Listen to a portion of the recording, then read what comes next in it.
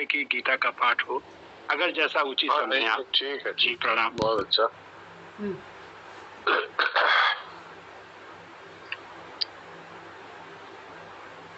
देखिए, ये संतों का अनुभव है कि अहंकार को बदल देना और अहंकार का नाश कर देना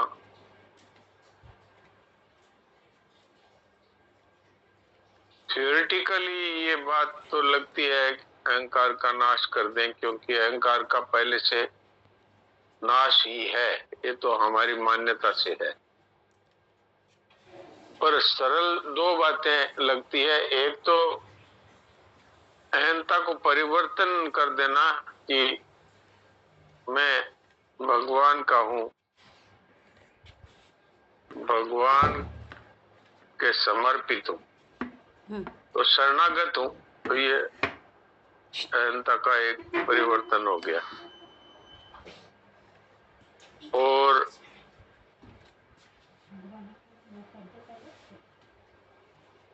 ममता का त्याग करने से स्वतः ही कामने का त्याग करने की सामर्थ्य आ जाती है, और कामना का त्याग करने से अहंकार का त्याग करने की सामर्थ्य आ जाती है।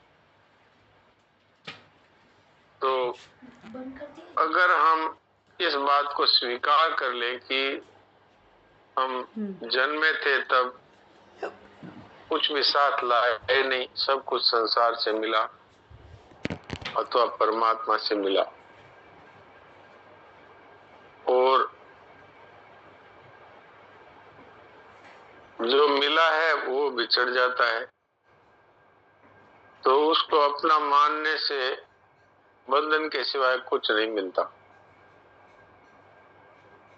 तो जब शरीर को ही अपना न मानेंगे, क्योंकि शरीर भी तो मिला वही है, जब शरीर को ही अपना न मानेंगे तो स्वतः ही फिर कामनाएं समाप्त हो जाएगी, क्योंकि शरीर से ही संसार से संबंध जुड़ा है। जब शरीर ही अपना नहीं है तो अब किसके लिए रोटी चाहिए, किसके लिए कपड़ा चाहिए, किसके लिए मकान चाहिए, अर्थात चाहिए का नाश हो जाएगा। संतों का कहना है कि ममता का त्याग करते ही और स्वतः ही कामना का त्याग करने की सामर्थ्य आ जाती, और ममता कामना छूटने से स्वतः ही अहंकार का नाश हो जाता है। एक तो ये प्रक्रिया है। दूसरी सीधी सादी प्रक्रिया है, मेरे से पार नहीं पड़ती, इसलिए मैं प्रभु, मैं आज तक जो कुछ अपना मानता रहा उसके साथ ही मैं स्वयं भी आपके चरणों की शरण हूं, बस। तो अब भगवान की जिम्मेवारी हो जाती है इसके आगे। और ज्ञान योग की दृष्टि से तो वास्तव में ये सबके लिए इतना सुगम इसलिए नहीं होता है कि संसार का आकर्षण है, तो ये संसार का आकर्षण जब तक रहता है तब तक असतः भावना विद्यते, ये कहते और सुनते हुए भी और जल्दी से ये बात पकड़ में नहीं आती। नहीं तो है तो ज्ञान योग बहुत सरल। अगर हम इस बात को स्वीकार करें कि जो प्रतिक्षण बदलता है और नाश में जा रहा है उसकी वास्तव में सत्ता नहीं होती, अगर इसको स्वीकार करें तो अभाव सिद्ध होता है शरीर संसार का। तो शरीर संसार का अभाव होते ही और स्वतः ही एक परमात्म तत्व ही रह जाता है। पर ये जब तक संसार की सत्ता और महत्ता जब तक हमारे जमी रहती है तब तक ये बात सुनते भी हैं, कहते भी हैं, लेकिन अनुभव नहीं होता। सत्ता मात्र अथवा परमात्मा का अनुभव नहीं हो पाता। तो इसलिए ये दो रास्ते सरल है। एक रास्ता तो ये है कि मिली हुई वस्तु को अपना मानना ये बेईमानी है। तो बेईमानी हम नहीं छोड़ेंगे तो फिर क्या साधक हैं हम? तो बेईमानी तो आदमी को छोड़नी चाहिए ना। मिली हुई वस्तु है और बिछड़ जाती है, उसको मेरा मानना ये बेईमानी है। और मांगने से कुछ मिलता नहीं, चाहने से कुछ मिलता नहीं। चाहने का और मांगने का मिलने से कोई संबंध ही नहीं इस दृष्टि से। और ये जो चाहने की मूर्खता है, इसको यदि छोड़ दिया जाए तो ममता और कामना के त्याग के साथ ही स्वतः ही अहंता का त्याग हो जाता है। तो अब ये जिसको जो रास्ता सुगम पड़े वो रास्ता काम में ले सकता है। हरिओम जी, आप इस विषय में और बताइए कुछ। नहीं, कुछ नहीं डॉक्टर साहब, मुझे बिल्कुल रास्ता दिख गया कि अगर हम योग मार्ग पकड़ते हैं तो जी वाला, तो ममता चली जाएगी, कामना की सामर्थ्य आ जाएगी, एक बात नई प्रकाश में आई और अहंता स्वयं छूट जाएगा। लेकिन ये शरणागति वाला जो आप बताए, ये थोड़ा सा ज्यादा लग रहा है कि सब काम उसके जिम्मे चला जाएगा जिसके हम भी स्वयं हैं और जिसकी प्रकृति है, जिसकी शक्ति है, वो भी उन्हीं की है। तो एक प्रकार से ये ज्यादा अच्छा लग रहा है कि मैं भगवान का हूँ तो भगवान के जिम्मे चले गए। अब वो परम दयालु सुहृद सर्वज्ञ ही हैं और मेरा इंतजार कर रहे हैं कई जन्मों से कि मेरा बच्चा कब अपने घर आएगा। ये रास्ता ज्यादा अच्छा लग रहा है। बाकी किसी भाई ये तो गाय घाट है। मैं हमेशा गाय घाट है, बिल्कुल गाय घाट है, बिल्कुल। ये तालाब होता है गांव में, तो उसमें सीढ़ियां होती है, तो सीढ़ियां चढ़ना उतरना पड़ता है। तो गाय होती है, वो एक गाय घाट होता है जिसमें सीढ़ियां नहीं होती, सीधा ही उसके अंदर वहां पानी तक पहुंच सकती है वो चल करके। तो वहां पर चींटी भी पानी पी सकती है और गाय भी पानी पी सकती है जी, और सभी जीव उसमें पानी पी सकते हैं। तो ये शरणागति है, ये गाय घाट है। तो यहाँ पर पापी, पुण्यात्मा और कम पढ़े लिखे, ज्यादा पढ़े लिखे, सब यहाँ पर भगवान के शरण होते ही सारी जिम्मेवारी भगवान पे आती है। भगवान खुद ही कहते हैं अहंत्वा सर्व पापे विमोक्षयिष्यामि। तो ये सबसे सरल उपाय है। कोई रास्ता पार नहीं पड़े तो ये सबसे सरल उपाय है। खाली इसमें इतना ही है कि मेरा कुछ है नहीं और मैंने आज तक मूर्खता से जो मेरा मान रखा था उसके सहित ही मैं आपके चरणों में समर्पित हूँ और मैं आपकी शरण हूँ। अब क्या है कि वो जो किसी के शरणागत हो जाता है फिर उसकी लाज है वो शरण्य को खुद ही होती है। जो जाको शरणो लियो ताके ताकी लाज। तो ये बात है। तो आपने बहुत अच्छा, बहुत बढ़िया।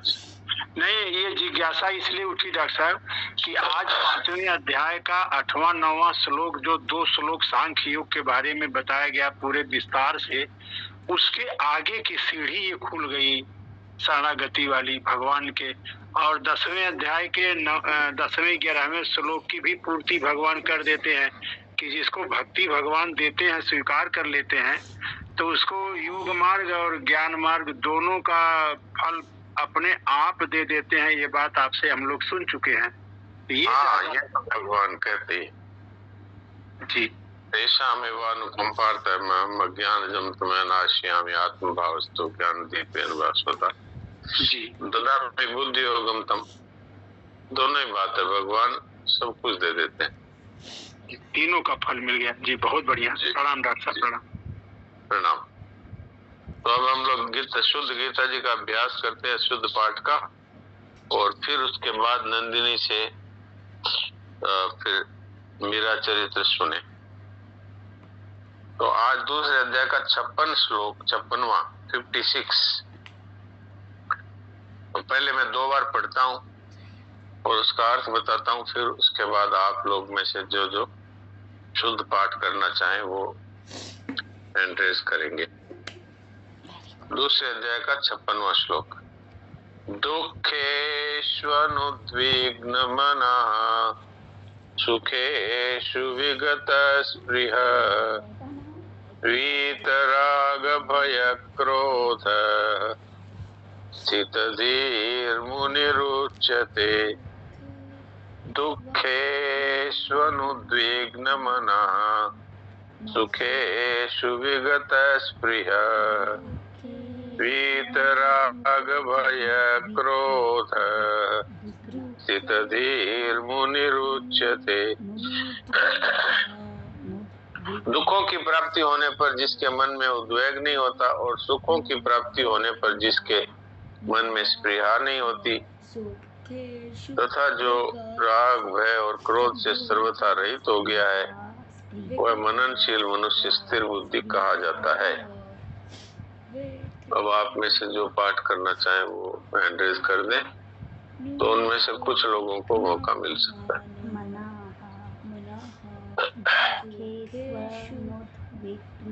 हाँ वंदना बोलो। राम राम, प्रणाम जी सब। राम राम। दुःखेष्वनुद्विग्नमनः सुखेषु विगत स्पृह वीतराग भय क्रोध धीर्मुनिरुच्यते। ठीक। सुलोचना। प्रणाम महाराज। प्रणाम। दुःखेष्वनुद्विग्न मनः सुखेषु विगत स्पृह वीतराग भय क्रोध स्थितधीर्मुनिरुच्यते। ठीक। शिव। राम राम, प्रणाम जी सर। राम राम। दुःखेष्वनुद्विग्नमनः सुखेषु विगत स्पृहः वीतराग भय क्रोधः स्थितधीर्मुनिरुच्यते। ठीक, अच्छा। सुनील दास जी बोलिए। राम राम महाराज जी। राम राम। दुःखेषु वनुद्विग्नमनः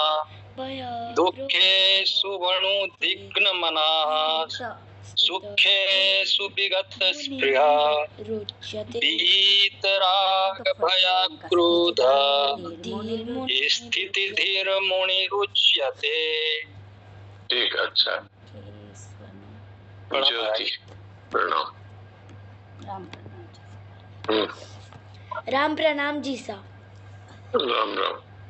दुःखेष्वनुद्विग्नमनः सुखेषु विगत स्पृहः वीतराग भय क्रोधः स्थितधीर्मुनिरुच्यते। धीर बड़ा कर दिया ना, छोटा होना चाहिए। स्थितधीर्मुनिरुच्यते। स्थितधीर्मुनिरुच्यते। ठीक, अच्छा।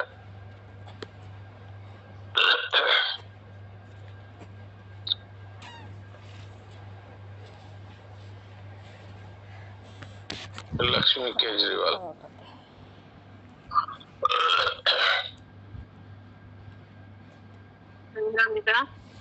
दुःखेष्वनुद्विग्नमनः सुखेषु विगत स्पृह वीतराग भय क्रोध स्थितधीर्मुनिरुच्यते। विगत स्पृह बोले, स्पृह नहीं है, स्प्रिय है। ये री वाला ऋषि वाला री है, स्त्री है। सुखेषु विगत स्पृह। सुखेषु विगत स्त्रीः। आप ठीक। नारायण नारायण। नारायण नारायण। प्रीति बोलिए।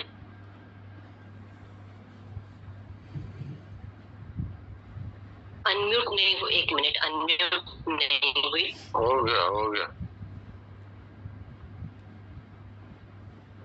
हो गया अनम्यूट, आप बोलिए। जी।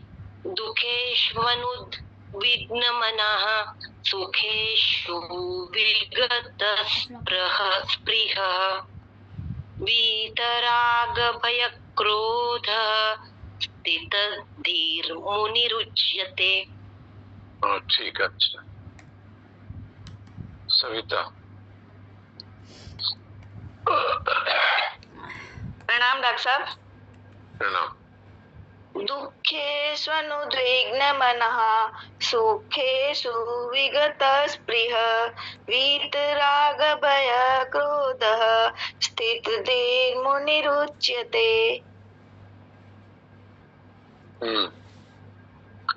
कमला।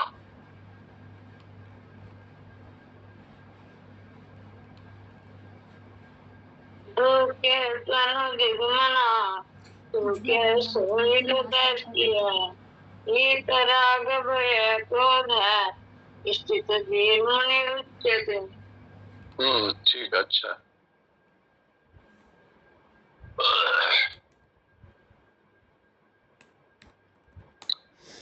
और सुनते हैं मेरा चरित्र।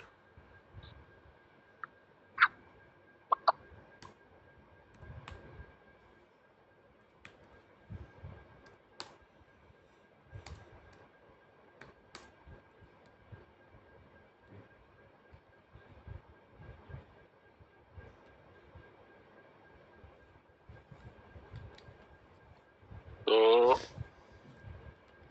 मेरा भाई भूत महल से वापस आ गई। भूत महल में ये राणा विक्रमादित्य ने और उनकी माताजी ने मिलकर बंद कर दिया था, लेकिन वो तो 5 दिन तक लगातार वहीं बैठी रही पद्मासन लगाए, और जाको राखे साइया मार सके ना कोई।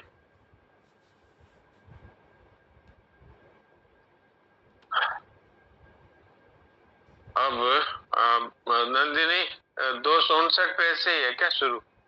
जी महाराज जी। सास बहू की स्नेह सनी बातचीत। हाँ तो यही सुनाओ आज, सास बहू की बात। राम जी राम। राम जी राम। सास बहू की स्नेह सनी बातचीत। वीननी, इतने दिनों तक तुम बिना खाए पिए कैसे रह सकी? राजमाता पुआर जी सा ने एक दिन मीरा के महल में पधार कर पूछा। मनुष्य का मन जिस ओर लग जाता है उसे वही बात सोचती है हुक्म। भूख तो फिर भी मनुष्य काट ले वीननी, पर प्यास तो किसी प्रकार सही नहीं जा सकती। बहुत बार किसी काम में लगे होने पर मनुष्य को चोट लग जाती है हुक्म, किंतु मन काम में लगा होने के कारण उस पीड़ा का ज्ञान उसे होता ही नहीं। बाद में चोट का स्थान देखकर वह विचार करता है कि यह चोट उसे कब कहाँ लगी, किंतु स्मरण नहीं आता, क्योंकि जब चोट लगी तब उसका मन पूर्णतः दूसरी ओर लगा था। इसी प्रकार मन को देह की ओर से हटाकर दूसरी ओर लगा दिया जाए तो देह के साथ क्या हो रहा है यह हमें तनिक भी ज्ञात नहीं होगा। दीवान जी तुमसे इतने रुष्ट क्यों है वीननी? निज प्रति तुम्हें मारने के लिए कोई न कोई प्रयास करते ही रहते हैं। किसी दिन सचमुच ही कर गुजरेंगे। सुन सुन के करके जी जलता है, पर क्या करूं? हाड़ी जी के अतिरिक्त तो यहाँ हमारी किसी की चलती नहीं। न हो तुम पीहर चली जाओ। राजमाता ने कहा, हम कहीं जाएं, कुछ भी करें, अपना प्रारब्ध तो भोगना ही पड़ेगा हुक्म। दुख देने वाले को ही पहले दुख सताता है, क्रोध करने वाले को ही पहले क्रोध जलाता है, क्योंकि वह जो कुछ दूसरों को देना चाहता है उसके अपने भीतर मन अथवा हृदय में पहले आता है। जितनी पीड़ा वह दूसरों को देना चाहता है, उतनी वही पीड़ा पहले उसे स्वयं को भोगनी पड़ती है। उस व्यक्ति ने जिसे वह दे रहा है, उसने यदि यह पीड़ा या क्रोध स्वीकार नहीं किया तो मीरा हंस पड़ी। मुझे दीवान जी पर तनिक भी रोष नहीं है, आप चिंता न करें। प्रभु की इच्छा के बिना कोई भी कुछ नहीं कर सकता और प्रभु की प्रसन्नता में मैं प्रसन्न हूँ। इतना विश्वास, इतना धैर्य तुम में कहाँ से आया बीननी? इसमें मेरा कुछ भी नहीं है हुक्म, यह संतों की कृपा है। सत्संग ने ही मुझे सिखाया है कि प्रभु ही जीवन के सबसे निकट और घनिष्ठ आत्मीय है। वही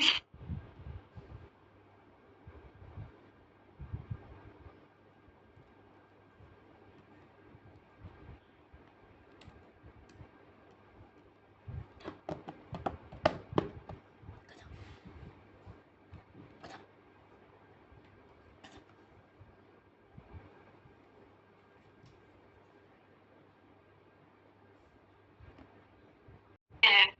तुम नहीं जानती कि ये हरी जी जब से ब्याह करके आई है, उसी दिन से हम सौतों के पैरों तले अंगारे बिछाए हैं।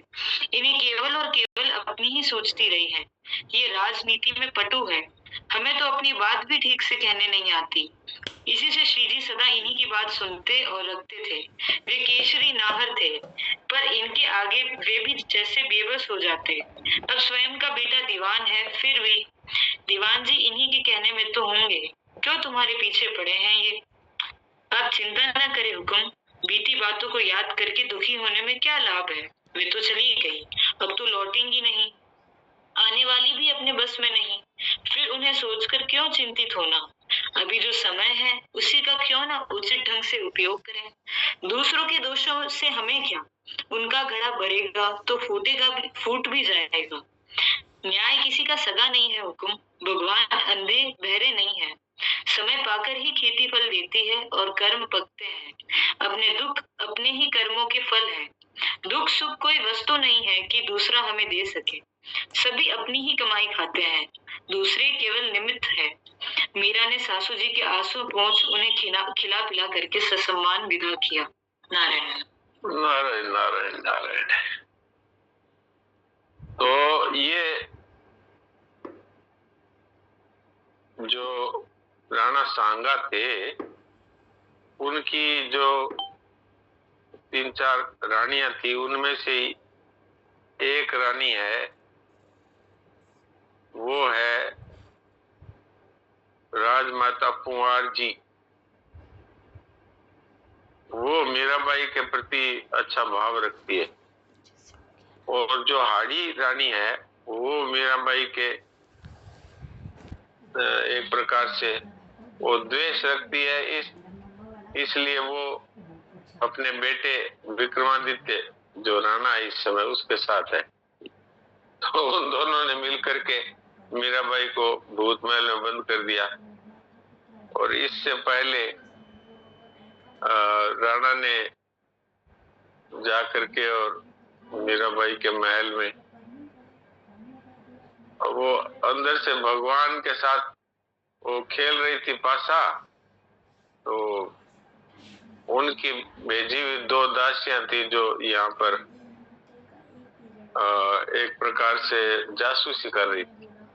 तो उन्होंने सूचना दे दी कि मीरा के महल से तो पुरुष की आवाजें आ रही है, अंदर कोई पुरुष है।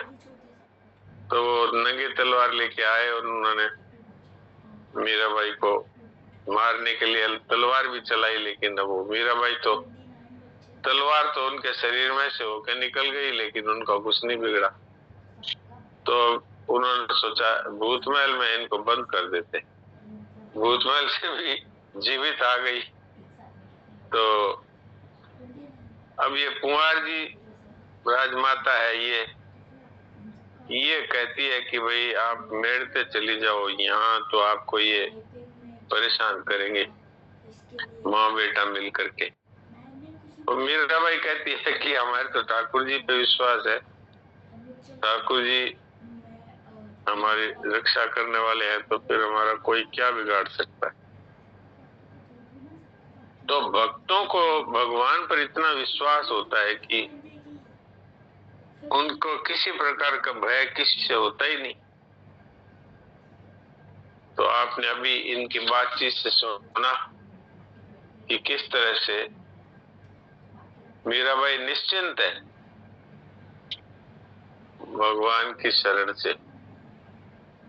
तो हम लोग भी सब अगर भगवान की शरणागति स्वीकार कर लें तो हम भी इसी तरह निश्चिंत हो सकते हैं, क्योंकि जिनके सर्वसमर्थ प्रभु की शरणागति है उनका कोई क्या बिगाड़ सकता है। तो अभी समय लगभग होने वाला ही है, इसलिए हम थोड़ी देर चुप साधन करें, शांत हो जाए। उसका भी बाकी है, उसका भी बाकी है। कहाँ का बाकी है? कल का बाकी है, रजनीश का बाकी है, और 2-3